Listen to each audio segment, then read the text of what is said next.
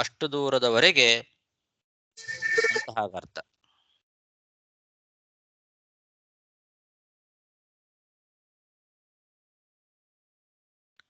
ದಕ್ಷಿಣ ಭಾಗದಲ್ಲಿ ಹರಿಯೋದು ಅಂತ ಹೇಳಿದ್ದಾರೆ. ದಕ್ಷಿಣ ಭಾಗದಲ್ಲಿ ಹರಿಯೋದು ಅಂದ್ರೆ ನೀವು ಹೇಳೋ ಹಾಗೆ ದಕ್ಷಿಣ ಭಾಗದ ಕಡೆಗೆ ಹರಿಯೋದೋ ಅಥವಾ ದಕ್ಷಿಣ ಭಾಗದಿಂದ ಹರಿಯೋದೋ? ಇಳಾವೃತ ಖಂಡದ ದಕ್ಷಿಣ ಭಾಗದಲ್ಲಿ ಅಂತ ಹೇಳಿದ್ದಾರೆ. ಗುರುಗಳೇ, ಇಲ್ಲಿ ಬಂದು ಪ್ರಕಾಶಿಕಾಲಿ ಬಂದು ಇಳಾವೃತಂ ಆತ್ಮಾನಂ ದಕ್ಷಿಣೇನ ದಿಗ್ಭಾಗೇನ ಯಾವುದು ಉಪಸ್ಯಂ ದಯತಿ ಅಂತ ಹಾಕಿದ್ದಾರೆ. ಕ್ಲಿಯರ್? ಅದೇ ಅದಕ್ಕರ್ಥ ಇಳಾವೃತ ಖಂಡದ ದಕ್ಷಿಣ ಭಾಗದಲ್ಲಿ ಹರಿತಾ ಇದೆ. ಎಲ್ಲಿವರೆಗೆ ಹರಿತದೋ, ದಕ್ಷಿಣ ಭಾಗದಲ್ಲಿ ಎಲ್ಲಿವರೆಗೂ ಹರಿತದೋ ಅಲ್ಲಿವರೆಗೆ ಅಷ್ಟು ದೂರ ಅಲ್ಲಿ ಬಂಗಾರ ಉಂಟಾಗ್ತದೆ ಅಂತ ಅರ್ಥ. ದಕ್ಷಿಣ ದಿಗ್ಭಾಗ ಸ್ಪಷ್ಟವಾಗಿ ಕೊಟ್ಟಿದ್ದಾರಲ್ಲ. ಅವ್ರು ಹೇಳೋದು ದಕ್ಷಿಣದ ಕಡೆಗೆ ಹರಿಯತ್ತೆ ಅಂತ ಇಟ್ಟುಕೊಳ್ಬೇಕು. ಅದಕ್ಕೆ ದಕ್ಷಿಣದ ಕಡೆಗೆ ಎಲ್ಲಿವರೆಗೂ ಹರಿಯತ್ತೋ ಅಲ್ಲಿವರೆಗೆ ಅಂತ ಅರ್ಥ. ಅದಕ್ಕೆ ಆವಾಗ ಅದು ಉತ್ತರದಲ್ಲೇ ಇದೆ, ದಕ್ಷಿಣದ ಕಡೆಗೆ ಹರಿತಾ ಇದೆ ಅಂತ. ಅದು ಪ್ರದಕ್ಷಿಣಾಕಾರವಾಗಿ ಯಾವುದು ಮೇರು ಮಂದರ ಪಶ್ಚಿಮ ದಿಕ್ಕಿನಲ್ಲಿದೆ ಅಂತ ಇಟ್ಟುಕೊಂಡ್ರೆ, ಮೇರು ಮಂದರ ಉತ್ತರ ದಿಕ್ಕು ಅದರ ಪ್ರದಕ್ಷಿಣಾಕಾರವಾಗಿ ಉತ್ತರ ದಿಕ್ಕಿನಿಂದ ದಕ್ಷಿಣ ದಿಕ್ಕಿನವರೆಗೆ ಹರಿತಾ ಇದೆ ಅಂತ. ಪರ್ವತ ಆಮೇಲೆ ಸುಪಾರ್ಶ್ವ ಅಂತ ಅನ್ನೋದು ಪೂರ್ವ ದಿಕ್ಕು, ಕುಮುದ ಅಂತ ಅನ್ನೋದು ದಕ್ಷಿಣ ದಿಕ್ಕ. ಹೌದಾ? ಅದನ್ನೇ ನಾನು ಅನ್ಕೊಂಡೆ. ನಾನು ಅದು ನೋಡಬೇಕು. ಸರಿ, ನೋಡಿ ವಿಚಾರ ಮಾಡೋಣ. ಏವಂ ಜಂಬೂ ಫಲಾನಾಂ ಅತ್ಯುಚ್ಚ ನಿಪಾತ ವಿಶೀರ್ಣಾನಾಂ ಅನಸ್ಥಿಪ್ರಾಯಾಣಾಂ ಇಭಕಾಯ ನಿಭಾನಾಂ ರಸೇನ ಜಂಬೂನದಿ ಮೇರುಮಂದರ ಶಿಖರಾದಯುತಯೋಜನಾದ್ ಅವನಿತಳೆ ನಿಪತಂತಿ ದಕ್ಷಿಣೇನ ಆತ್ಮಾನಂ ಯಾವದಿಳಾವೃತಂ ಉಪಸ್ಯಂದಯತಿ ತಾವದುಭಯೋರಪಿ ರೋಧಸೋಃ ಯಾ ಮೃತ್ತಿಕಾ ತತ್ರ ಫಲರಸೇನ ಅನುವಿದ್ಯಮಾನ ವಾಯುವರ್ಕ ಸಂಯೋಗ ವಿಪಾಕೇನ ಸದಾ ಅಮರಲೋಕಾಭರಣಂ ಜಾಂಬೂನದಂ ನಾಮ ಸುವರ್ಣಂ ಭವತಿ. ಅಂದ್ರೆ ಈಗ ಹಿಂದೆ ಮಾವಿನ ಮರದ್ದು ಹೇಳಿ ಆಯ್ತು.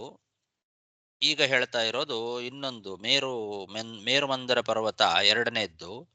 ಆ ಎರಡನೇ ಮೇರುಮಂದರ ಪರ್ವತದಲ್ಲಿ ಮೇಲೆ ಇರುವಂತ ಮರ ನೇರಳೆ ಮರ, ಜಂಬೂ.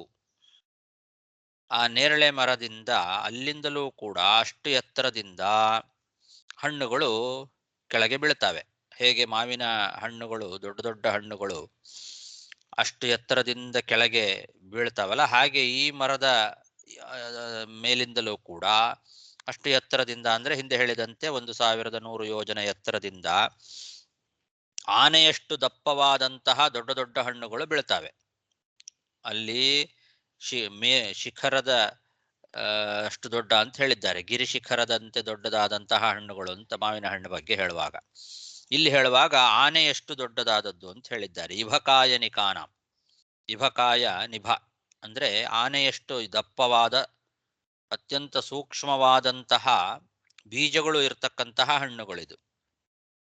ಅಂತ ಹಣ್ಣುಗಳು ಬಿದ್ದು ಒಡೆದಾಗ ಅದರ ರಸದಿಂದ ಜಂಬೂ ನದಿ ಹುಟ್ಟುತ್ತದೆ ಅಂತ ಹೇಳಿದ್ದಾರೆ. ಜಂಬೂ ನದಿ ಅಂತ ಹೆಸರು. ಅದು ಹಿಂದೆ ಅರುಣೋದ ಅಂತನ್ನೋ ನದಿ, ಕೆಂಪು ಬಣ್ಣದ ನದಿ, ಮಾವಿನ ಹಣ್ಣಿನದ್ದು ನದಿ, ರಸ ಅರುಣೋದ. ಇದು ಈಚಲು ಅಲ್ಲ, ನೇರಳೆ ಮರದ್ದು ಹಣ್ಣು. ಇದು ಜಂಬೂ ನದಿ ಅಂತ ಕರೆಸ್ಕೊಳ್ತದೆ. ಆ ಜಂಬೂ ನದಿ ಮೇರುಮಂದರ ಪರ್ವತದ 10,000 ಯೋಜನೆ ಎತ್ತರದ ಶಿಖರದಿಂದ ನೆಲಕ್ಕೆ ಅದು ಧುಮುಕ್ತಾ ಇದೆ. ಇಳಾವೃತ ಖಂಡದ ದಕ್ಷಿಣದಲ್ಲಿ ಅದು ಹರಿತಾ ಇದೆ. ದಕ್ಷಿಣಕ್ಕೆ ಹರಿತಾ ಇದೆಯೋ, ದಕ್ಷಿಣ ಭಾಗದಲ್ಲಿ ಎಷ್ಟು ದೂರ ಹರಿತದೋ ಅಷ್ಟು ದೂರದವರೆಗೆ ಬಂಗಾರ ಉಂಟಾಗ್ತದಂತೆ. ಜಾಂಬೂನದ ಅಂತ ಹೆಸರು ಅದಕ್ಕೆ. ಜಂಬೂ ನದಿಯಿಂದ ಹುಟ್ಟುವ ಬಂಗಾರ ಆದ್ರಿಂದ ಅದಕ್ಕೆ ಜಾಂಬೂನದ ಅಂತ. ಆ ನದಿ ಹರಿಯುವಷ್ಟು ಭಾಗ ಪೂರ್ತಿ ಬಂಗಾರ. ಅದು ನೇರಳೆ ಹಣ್ಣಿನ ಮರದಿಂದ ಬಂದ ರಸ ಅದು ಪೂರ್ತಿ ಬಂಗಾರ ಆಗಿದೆ ಅಂತೆ. 10,000 ಯೋಜನೆ ಎತ್ತರದಿಂದ ಕೆಳಗೆ ಇಳಾವೃತ ಖಂಡದಲ್ಲಿ ದಕ್ಷಿಣ ಭಾಗದವರೆಗೆ ಎಷ್ಟು ದೂರ ಹರಿಚಿದೋ ಅಷ್ಟು ದೂರ ಎರಡೂ ತೀರಗಳ ಹಣ್ಣು ಆ ರಸದಿಂದ ನೆಂದು ಗಾಳಿ ಬಿಸಿಲು ಅದಕ್ಕೆ ತಗುಲಿ ಅದರ ಪರಿಣಾಮವಾಗಿ ಜಾಂಬೂನದ ಅಂತನ್ನೋ ಬಂಗಾರ ಉಂಟಾಗಿದೆ. ಈ ಬಂಗಾರವನ್ನೇ ದೇವಲೋಕದಲ್ಲಿ ಎಲ್ಲ ದೇವತೆಗಳು ಆಭರಣ ಮಾಡಿಕೊಳ್ಳಿಕ್ಕೆ ಉಪಯೋಗಿಸ್ಕೊಳ್ಳೋದು. ದೇವಲೋಕದಲ್ಲಿರುವ ಬಂಗಾರಕ್ಕೆ ಜಾಂಬೂನದ ಅಂತ ಹೆಸರು, ಸುವರ್ಣ ಅಲ್ಲ. ಅದರ ಹೆಸರು ಜಾಂಬೂನದ ಅಂತ. ಜಂಬೂ ನದಿಯ ತೀರದಲ್ಲಿ ಆ ಮೇಲಿನ ಭಾಗದಿಂದ ಹರಿತಾ ಇರುವಂತಹ ಆ ರಸದಿಂದ ಉಂಟಾದದ್ದು. ಆ ರಸಕ್ಕೆ, ಈ ನೇರಳೆ ಹಣ್ಣಿನ ಮರದ ರಸ ಏನಿದೆ ಆ ರಸದಕ್ಕೆ ಗಾಳಿ ಬಿಸಿಲು ಸ್ಪರ್ಶ ಆಗಿ ಅದರ ಪರಿಣಾಮವಾಗಿ ಅದು ಬಂಗಾರ ಆಗಿದೆ.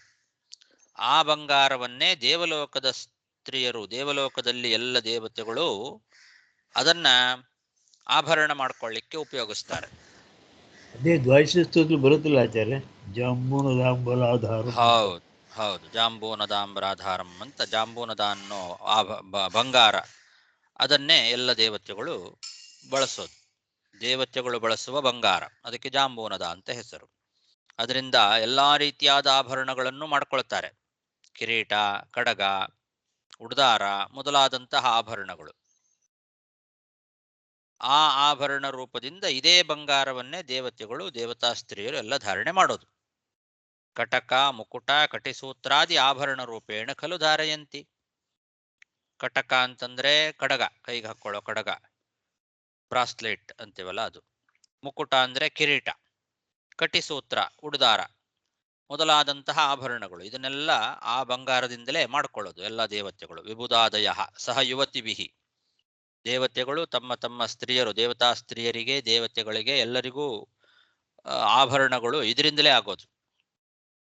ಈ ಜಾಂಬೂನದ ಅನ್ನೋ ಬಂಗಾರದಿಂದಲೇ ಆಭರಣಗಳ ತಯಾರಿ ಆಗೋದು. ಅದು ಆ ನೇರಳೆ ಮರದ ರಸ, ಹಣ್ಣಿನ ರಸ ಬಿದ್ದಾಗ ಒಡೆದು ಅಲ್ಲಿಂದ ಇಳಾವೃತ ಖಂಡದ ದಕ್ಷಿಣ ಭಾಗದಲ್ಲಿ ಅದು ಹರಿತಾ ಇದೆ. ಅದು ಎಷ್ಟು ದೂರ ಹರಿಯುತ್ತೋ ಅಷ್ಟು ದೂರ ಬಂಗಾರ ಆಗಿದೆ. ಹಾಗರ್ಥ ಅದಕ್ಕೆ. ದಕ್ಷಿಣೇನ ಆತ್ಮಾನಂ ಯಾವತ್ ಇಳಾವೃತಂ ಉಪಸ್ಯಂದಯತಿ ತಾವತ್, ಅಲ್ಲಿವರೆಗೆ ಬಂಗಾರ ಆಗಿದೆ. ಏವಂ ಜಂಬೂ ಫಲಾನಾಂ ಅತ್ಯುಚ್ಚ ನಿಪಾತ ವಿಶೀರ್ಣಾನಾಂ ಅನಸ್ಥಿಪ್ರಾಯಾಣಾಂ ಇಭ ಕಾಯ ನಿಭಾನಾಂ ರಸೇನ ಜಂಬೂ ನದಿ ಮೇರುಮಂದರ ಶಿಖರಾದ ಅಯುತ ಯೋಜನಾದವನಿತಳೆ ನಿಪತಂತಿ. ದಕ್ಷಿಣೇನಾತ್ಮಾನಂ ಯಾವಜಿಳಾವೃತಂ ಉಪಸ್ಯಂದಯತಿ ತಾವದುಭಯೋರಪಿ ರೋಧಸೋಹೋ ಯಾ ಮೃತ್ತಿಕಾ ತತ್ರ ಫಲರಸೇನ ಅನುವಿದ್ಯಮಾನ ವಾಯುವರ್ಕ ಸಂಯೋಗ ವಿಪಾಕೇನ. ಆ ರಸಕ್ಕೆ ಗಾಳಿ ಮತ್ತು ಬಿಸಿಲು ತಾಕಿದ್ರಿಂದ ಬಂಗಾರ ಆಯ್ತಂತೆ. ನೋಡಿ, ನೇರಳೆ ಮರದ ಆ ಹಣ್ಣಿನ ರಸಕ್ಕೆ ಗಾಳಿ ಮತ್ತು ಬಿಸಿಲು ಸ್ಪರ್ಶ ಆದಾಗ ಅದು ಬಂಗಾರ ಆಗಿ ಪರಿಣಾಮ ಆಗಿದೆ. ಅದು ಎಂಥ ಬಂಗಾರ? ದೇವತೆಗಳು ಉಪಯೋಗಿಸುವಂತಹ ಉತ್ತಮವಾದ ಜಾಂಬೂನದ ಅಂತನ್ನೋ ಹೆಸರಿನ ಬಂಗಾರ. ವಾಯುವರ್ಕ ಸಂಯೋಗ ವಿಪಾಕೇನ ಸದಾ ಅಮರಲೋಕಾಭರಣಂ ಜಾಂಬೂನದಂ ನಾಮ ಸುವರ್ಣಂ ಭವತಿ. ಸುವರ್ಣ ಅಂತ ನಾವು ಭೂಲೋಕದಲ್ಲಿ ಕರಿತೇವೆ. ಸುವರ್ಣದಲ್ಲಿ ಅನೇಕ ರೀತಿಯಾದ ಸುವರ್ಣಗಳಿದ್ದಾವೆ. ಅದರಲ್ಲಿ ಜಾಂಬೂನದ ಅನ್ನೋ ಹೆಸರಿನ ಸುವರ್ಣ ದೇವತೆಗಳು ಬಳಸುವಂತಹ ಸುವರ್ಣ. ಅದು ನಮಗೆ ಭೂಲೋಕದಲ್ಲಿ ಜಾಂಬೂನದ ಸಿಗೋದಿಲ್ಲ. ನಾವು ಬಳಸೋ ಬಂಗಾರಕ್ಕೆ ಬೇರೆ ಹೆಸರಿದೆ.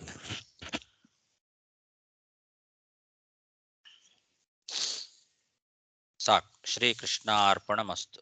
ಅದ ಇನ್ನು ಇದೆಯಲ್ಲ, ಯದುಹ ವಾವ ವಿಬುಧಾದಯ ಸಹ ಯುವತಿಭಿಃ ಕಟಕ ಮುಕುಟ ಕಟಿಸೂತ್ರಾದ್ಯಾಭರಣ ರೂಪೇಣ ಖಲು ಧಾರಯಂತಿ. ಶ್ರೀಕೃಷ್ಣಾರ್ಪಣಮಸ್ತು. ಧನ್ಯವಾದಗಳು. ನಮಸ್ಕಾರ ಆಚಾರ್ಯ. ಈ ಮಂತ್ರ ಬರೋದ ನೋಡಿ ಅವ್ರು ಬಂದು ಸಮುದ್ರ ಮದನ ಮಾಡ್ತಾರಲ್ವಾ? ಧನ್ಯವಾದಿಕಾಚಾರ್ಯರೇ. ಆ ಮಂದರ ಪರ್ವತವನ್ನೇ ತಗೊಂಡೋಗಿ, ಹೌದು ಸೊ ಇದನ್ನ ಸಮುದ್ರ ಇದನ್ನ ಒಂದು ಅದೇ ಎತ್ತಿ ಆ, ರೈಟ್ ಅದು ಬಂಗಾರದ್ದು. ಮಂದರ ಪರ್ವತವೇ ಬಂಗಾರದ್ದು ಪೂರ್ತಿ. ಬಂಗಾರ, ಅದು ಕರೆಕ್ಟ್. ಓಕೆ, ಅಷ್ಟು ಬಂಗಾರ ಇದೆ, ಎಲ್ಲಿದೆಯೋ ಏನೋ ಇವಾಗ. ಸೊ ಆ ಇದು ಬಂದು ಮೊದಲು ಹೇಳಿದ್ದು ಬಂದು ಈ ಮಾವಿನ ಹಣ್ಣಿನ ರಸ ಇಲ್ಲದೆ ಬಂದು ಓಡುವ ಕೆಂಪು ನದಿ ಬಂದು ಅದ್ಲಿ ಏನಿದೆ ಅದು ನದಿಯ ತಟದ, ಅದು ಒಂದು ಬಂಗಾರ ಆಗೋದಿಲ್ಲ ಅಲ್ಲಿ. ಅದು ಬಂಗಾರ ಆಗೋದಿಲ್ಲ, ಅದು ಮಾವಿನ ಹಣ್ಣಿನ ರಸ. ಅದು ಒಳ್ಳೆ ಘಮ ಘಮ ಸುವಾಸನೆ ಭರಿತವಾಗಿದೆ ಅಂತ ಅಷ್ಟೇ ಹೇಳಿದ್ದಾರೆ. ಅದನ್ನ ಸೇವನೆ ಮಾಡೋದ್ರಿಂದ ಅವರ ಮೈ ಗಾಳಿ, ಅವರ ಮೈಯೂ ಕೂಡ ಸುವಾಸನೆ ಭರಿತವಾಗಿ ಅದರ ಮೈ ಗಾಳಿಯಿಂದ ಎಷ್ಟು 10,000 ಯೋಜನ ಪ್ರದೇಶ ಪೂರ್ತಿ ಸುಗಂಧಮಯವಾಗಿದೆ ಅಂತ ಅಷ್ಟೇ ಹೇಳಿದ್ದಾರೆ. ಅದು ಬಂಗಾರ ಆಗೋದಲ್ಲ. ಇದು ಈ ಮೇರುಮಂದರ ಪರ್ವತ ಏನಿದೆಲ್ಲ, ಈ ಪರ್ವತದ್ದು ಆ ನೇರಳೆ ಮರದ ರಸ ಅದು ಬಂಗಾರ ಆಗಿರೋದು. ನಮ್ಮ ನೇರಳೆ ಮರ ಇಲ್ಲಿ ಸಿಕ್ಕತ್ತೆ, ಗಾಳಿ ಮತ್ತು ಬಿಸಿಲಿ ಹಾಕಿರೋ ಬಂಗಾರ ಆತ ನೋಡುವಾಗ ಏನ್ ಸಿಗತ್ತೆ? ನೇರಳೆ ಮರ ಅದೇನ ಏನ್ ಹೇಳೋದು ಇದೆಯಾ? ನೇರಳೆ ಮರ ಇದೆ. ಆ ನೇರಳೆ ಮರದನ್ನ ಗಾಳಿ ಬಿಸಿಲಿಗಿಟ್ರೆ ಅದು ಬಂಗಾರ ಆಗತ್ತಾ ಅಂತ ಟೆಸ್ಟ್ ಮಾಡಿ ನೋಡ್ಬೇಕಾ? ಆಯ್ತು, ನಮಗೆ ಒಂದೇ ಬೇಗ ರಿಟೈರ್ ಒಂದು ಕೆಲಸ ಮಾಡ್ಬೇಡ.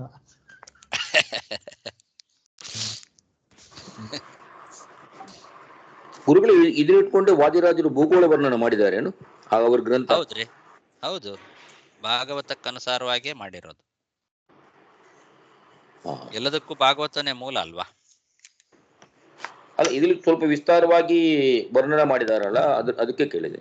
ಹೌದು, ಇದನ್ನ ವಿಸ್ತಾರವಾಗಿ ಇಲ್ಲಿ ವರ್ಣನೆ ಮಾಡಿದ್ದಾರೆ. ಇದು ಬೇರೆ ಬೇರೆ ಕಡೆಯಲ್ಲೂ ಕೂಡ ಬರುತ್ತೆ. ಅದನ್ನು ಇದನ್ನು ಜೋಡಿಸ್ಕೊಳ್ಬೇಕು. ಜೋಡಿಸಿಕೊಂಡು ಒಂದು ಭೂಗೋಳ ವರ್ಣನೆ ರಚನೆ ಮಾಡಿಕೊಟ್ಟಿದ್ದಾರೆ ವಾದರಾಜರು. ಇದಾದ ಮೇಲೆ ಬೇಕಾದ್ರೆ ಅದನ್ನು ಸ್ವಲ್ಪ ಸಲ ನೋಡೋಣ. ಅದೇ ಈ ವಿಜಯ ಬುಕ್ ನಾನೇನ್ ಇಟ್ಕೊಂಡಿದ್ದೇನೆ ಸಂಸ್ಕೃತ, ಅದರಲ್ಲಿ ಭೂಗೋಳ ವರ್ಣನ ವಾದಿರಾಜ ಗ್ರಂಥವನ್ನ ಕೊಟ್ಟಿದ್ದಾರೆ, ಮೂಲ ಗ್ರಂಥವನ್ನ. ಹೌದಾ? ಅದಕ್ಕೆ ಇದೆ, ನನ್ನ ಹತ್ರ ಭೂಗೋಳ ವರ್ಣನ ಇದೆ, ಇದ್ರೊಳಗೆ ಕೊಟ್ಟಿದ್ದಾರೆ ಮೂಲ. ಸುಮಾರು 300 ಶ್ಲೋಕಗಳು ಇದೆ. ಯಾವುದು ನೀವು ಹೈದರಾಬಾದ್? ನಿಮಗೆ ಕಾಪಿ ಬೇಕಾದು? ವಿಜಯಧ್ವಜರದ ವಿಜಯಧ್ವಜರದು ಸಂಸ್ಕೃತ ಇದಲ್ಲಿ ಹೈದರಾಬಾದ್ ಅಲ್ಲಿ ಮಾಡ್ತಾರಲ್ಲ, ಅವರು ಪಬ್ಲಿಕೇಟ್ ಮಾಡಿದ ಇದ್ರ ಬುಕ್ ಒಳಗೆ ಕೊಟ್ಟಿದ್ದಾರೆ. ಆ ಪುಸ್ತಕದಲ್ಲ? ಶ್ರೀಮದ್ ವಾದಿರಾಜ ಪೂಜ್ಯ ಚರಣಾನಾಂ ಭೂಗೋಳ ವರ್ಣನ ಇದೆ. ಅಲ್ಲ, ಇದು ಪುಸ್ತಕ ಇದೆ ನನ್ನ ಹತ್ರ, ಹೈದರಾಬಾದ್ದು. ಬರೀ ವಿಜಯಧ್ವಜರದು ಮಾತ್ರ ಅಲ್ವಾ? ಅದೇ ಆ ಪುಸ್ತಕ ಇದೆ. ಭೂಗೋಳ ನಾರಾಯಣ ಆರಂಭ ಆಗತ್ತಲ್ಲ.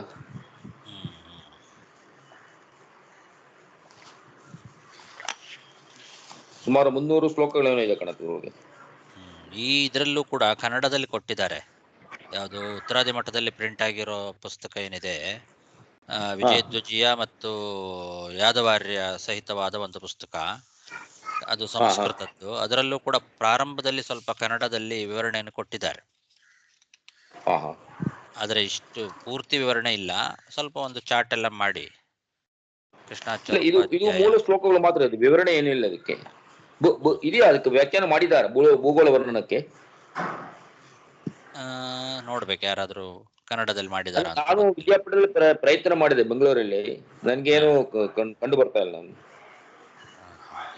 ಇದೇ ಪುಸ್ತಕದಲ್ಲೇ ಭೂಗೋಳ ವರ್ಣನೆಯನ್ನು ಬೇಕಂತಲೇ ಕೊಟ್ಟಿದಾರ ಅಲ್ಲಿ?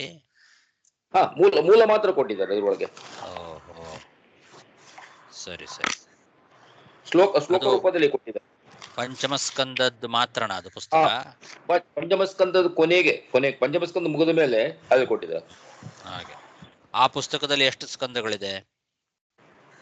ಇಲ್ಲ, ನನಗೆ ಒಂದು ಸುಮಾರು 9 ವಾಲ್ಯೂಮ್ ಇದೆ, 9-10 ವಾಲ್ಯೂಮ್ ಇದೆ. ಅಲ್ಲಲ್ಲ, ಈಗಿರೋ ಈ ವಾಲ್ಯೂಮ್ ಅಲ್ಲಿ ಪಂಚಮಸ್ಕಂದ ಮಾತ್ರ ಇರುವಂತ ವಾಲ್ಯೂಮ್ ಇದೆ. ಒಂದೇ ಪಂಚಮಸ್ಕಂದ ಮಾತ್ರ ಇದೆ. ಆ ಪುಸ್ತಕದಲ್ಲಿ ಇದನ್ನು ಕೊಟ್ಟಿದ್ದಾರೆ, ಇದನ್ನು ಕೊನೆ ಕೊಟ್ಟಿದ್ದಾರೆ.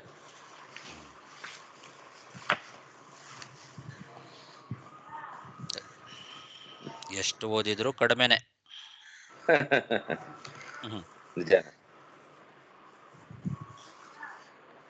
ಅದು ಸ್ವಲ್ಪ ಮುಂದಕ್ಕೆ ಅದ್ರ ಬಗ್ಗೆ ಸ್ವಲ್ಪ ಉಪದೇಶ ಮಾಡಿ. ಅವರೇ ಹೇಳ್ತಾರೆ, ಅಲ್ಲಲ್ಲ ಇವ್ರು ಶುಕಾಚಾರ್ಯರೇ ಎಲ್ಲ ಹೇಳಲಿಕ್ಕೆ ಆಗೋದಿಲ್ಲ, ಅದು ದೇವತೆಗಳ 100 ವರ್ಷ ಆಯುಷ್ಯ ಇದ್ರೂ ಸಾಲೋದಿಲ್ಲ, ನಾನು ಸ್ವಲ್ಪ ಮಾತ್ರ ಹೇಳ್ತೇನೆ ಅಂತ ಹೇಳಿದ್ದಾರೆ. ಅದನ್ನೇ ನಮಗೆ ಅರ್ಥ ಮಾಡ್ಕೊಳಿಕ್ ಒಂದ್ ಜನ್ಮ ಸಾಕಾಗ್ತಾ ಇಲ್ಲ. ಬಟ್ ಈ ಪ್ರದೇಶಕ್ಕೆಲ್ಲ ನಾವೆಲ್ಲ ಹೋಗಕ್ ಬಿಡೋದಿಲ್ಲ, ರೈಟ್? ದೇವತೆಗಳು ಮತ್ತು ಯಕ್ಷರು ರಕ್ಷರು ಅವ್ರನ್ನ ಹೋಗಕ್ ಬಿಡೋದು, ಮನುಷ್ಯನಿಗೆ ಹೋಗಕ್ ಆಗಲ್ಲ. ಹೌದು, ಆಗಿದ್ರೆ ನೀವು ಹೇಳದ ಹಾಗೆ ಬೇಗ ರಿಟೈರ್ಡ್ ಆಗ್ಬೋದಿತ್ತು.